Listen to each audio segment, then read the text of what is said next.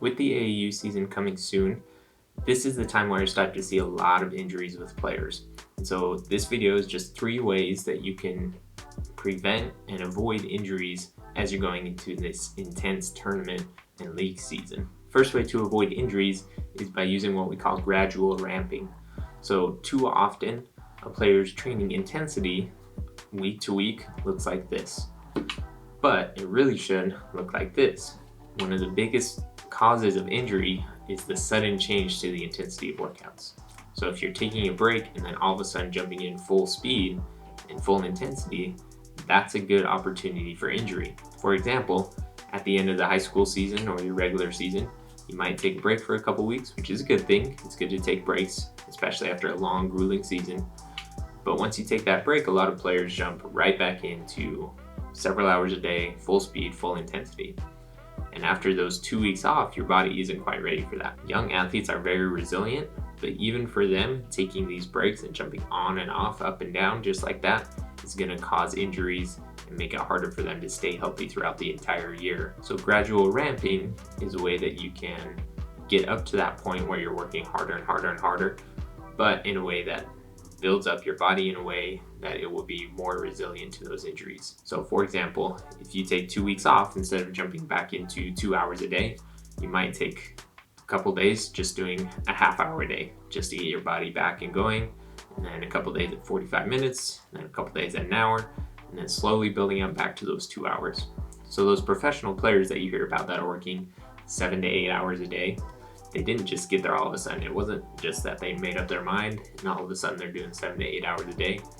They built up to that. So they started with 30 minutes a day and then built up to an hour a day and built up to 2 hours a day and then built up to 3, 4, 5, 6, so that now they can spend their whole day training because their body is built up and used to that. And that sudden change didn't happen. Those stresses didn't cause injury because their bodies were ready for it because they built it up. And this leads to our second way to avoid injuries, and that is some sort of mobility or athletic performance training. Now, when we usually think about athletic performance, it's usually in terms of building your vertical or your speed or your strength. But one of the often forgot about aspects of physical training is mobility and injury prevention. And that's one of the greatest benefits of getting in the weight room. And that's not just for skinny kids. If you're big, your body needs to be able to handle the force that comes with playing basketball.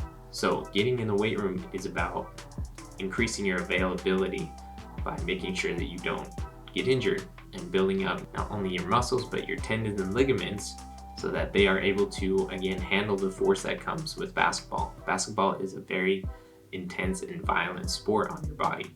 So your body has to be able to handle those forces and protect your body at the same time. So finding a great mobility program and injury prevention program, I think, is essential to avoiding injuries and thus being able to continue training and playing throughout the year. Now, if you're looking for a good online program, I would recommend GBG Hoops or the Durability Code by PJF Performance. Both are really, really great programs, and they go in depth about how to train in a way that will help you avoid injuries. Our last principle is just using other sports or activities to help your body be a well-rounded, resilient, athletic body. When we're playing basketball and when we're training all year round with basketball, it's the same repeated motions over and over and over again.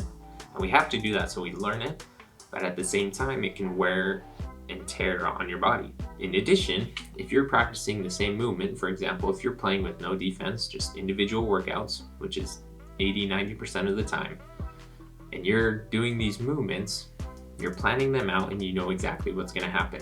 So your body's able to handle that and handle the force and direct it in a way that doesn't injure you. But when you're in a game, everything's live, everything's different. There's some element of variability. And so if you happen to step differently than what you've trained, there's a chance it's going to put strain on your tendons and your joints in a way that you haven't practiced for. One of the best ways to just get an all-around athletic body is by playing different sports. It's very, very difficult to be a two-sport athlete and be very successful. So I'm not saying that you need to play full seasons of other sports, but you need to incorporate it into your workouts and your training plans. For example, it could just be a warm-up. So instead of doing jumping jacks or jogging down back and forth, throw out a soccer ball and play some soccer for a couple minutes. That's a great way to warm up and get your body exposed to different movements. volleyball, soccer, football, all these things. Another great example is tennis.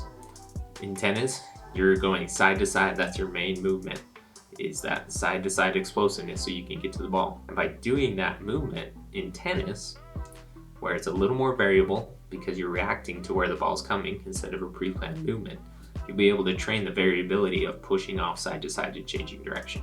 And that's going to help you avoid injuries in the game of basketball.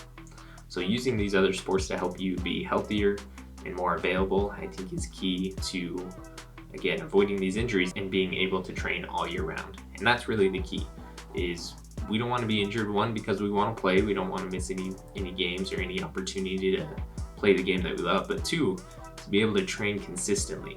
And if we're dealing with injuries, then our training isn't going to be consistent and our progress isn't going to be consistent either. So it's super, super important to make sure that we're available and ready at all times. The best ability is availability.